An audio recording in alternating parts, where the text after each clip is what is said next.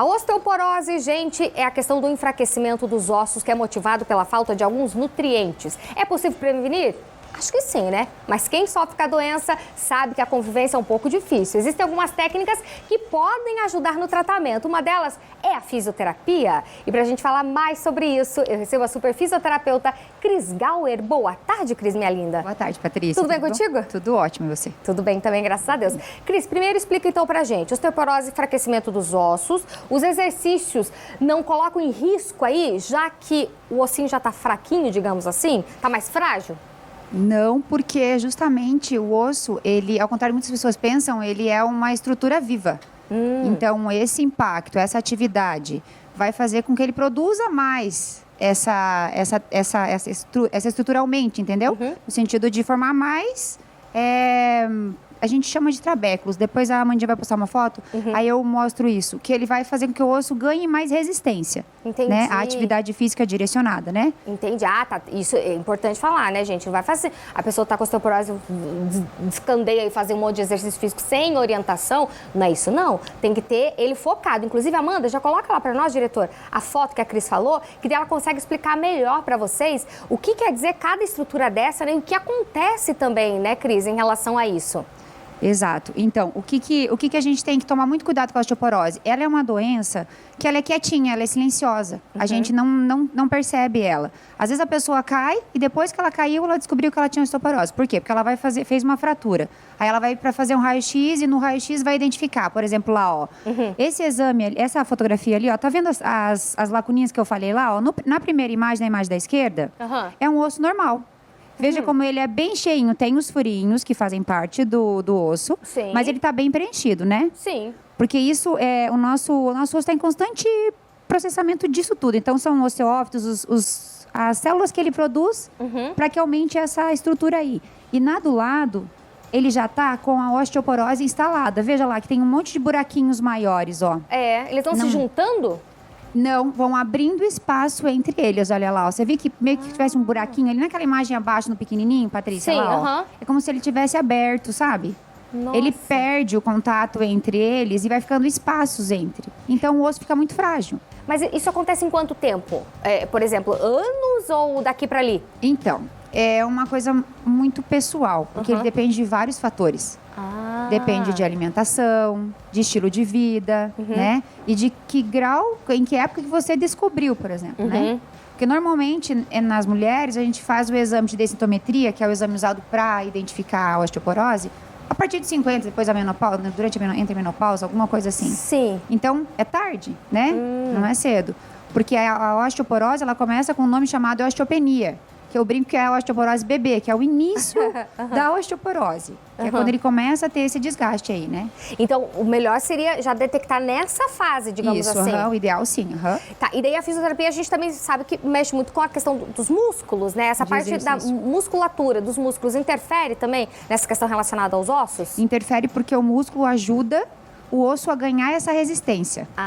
A força que ele faz, esse atrito que ele faz com o osso, faz com que o osso ganhe mais aquela gradezinha lá, aquela resistência. Ele faça a maior produção daquelas células ali, né?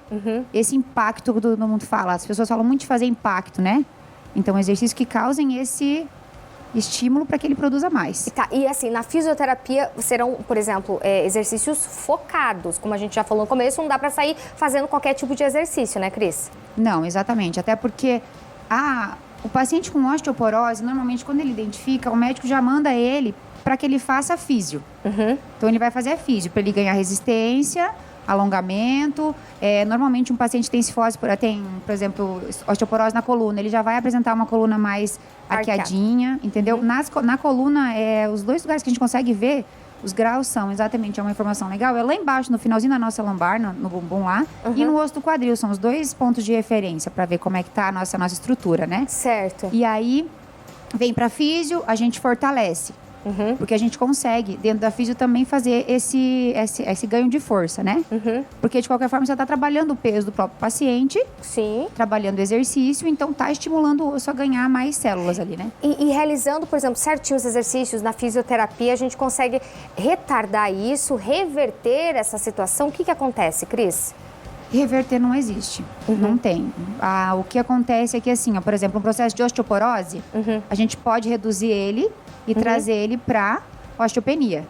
Mas ela fica estagnada ali, ela vai ficar naquela situação, naquela altura que ela tá. Certo. Mas aí o paciente vai precisar fazer uso de várias coisas, não é só o exercício, né? Além da questão de suplementação, alimentação mesmo, que precisa ser feita corretamente. Aí são vários profissionais que vão trabalhar juntos, né? Mas a físio atua nesse sentido mesmo da atividade física, né? Mas a associação é super importante. E quem tem osteoporose, o que não pode fazer de jeito nenhum? Exercícios de muito impacto, que vão fazer com que o quê? E de um risco de queda, por exemplo, que pode cair muito facilmente, porque um paciente que tem osteoporose, ela pode ter o risco de cair e se quebrar muito mais fácil que qualquer outra pessoa que não tem, né? Porque o osso, ele fica molinho, vamos dizer assim, ele fica mais frágil. Então, às vezes o osso gira, vamos dizer assim, grosseiramente, né? Ele gira quando a gente torce o pé, por exemplo, e ele quebra antes de você cair. Nossa. Né? Do quadril, tem muitos idosos que tem muitas fraturas de quadril aqui, esse osso grandão aqui do fêmur da gente, né? Certo. Muitos idosos têm essa fratura. E às vezes ele quebrou antes dele cair. Então, esses exercícios que são contraindicados seriam exercícios de muito impacto e de muito esforço nesse sentido de desequilíbrio, né? Eu não consigo me lembrar uma palavra agora. Por exemplo, jump, por exemplo, pular naquela caminha elástica de jump já não seria exato, recomendado. não é indicado. Obrigada, Patrícia, isso aí. Porque vai depender mesmo do grau que o paciente tá. Que é determinado de acordo com a densitometria. E vamos dizer assim, a pessoa tem osteoporose, sofreu um acidente doméstico, enfim, caiu, acabou tendo uma fratura. Depois dessa fratura feita, ela também, provavelmente, o médico vai recomendar a fisioterapia. Vai, Pode ser feita a fisioterapia e dar continuidade para esse fortalecimento? É essencial que se faça. Porque, na verdade, ele perdeu, ele machucou, ele já perdeu, além da estrutura óssea que está debilitada, ele já perdeu mais força, mais dificuldade de movimento, então ele perdeu um monte de coisa naquela articulação, né, naquela região. Então a gente vai precisar trabalhar muito mais, né? E volta, vamos dizer assim, quebrou, volta a ser como era antes ou não? Principalmente pacientes de idade, 50 a mais ali, 60 a mais. Então, um osso, a gente costuma brincar que um osso quebrado, quando ele cicatriza, ele não quebra mais no mesmo lugar. Ele ganha muita força, ele acumula muita coisa ali, você não quebra mais ele no mesmo lugar.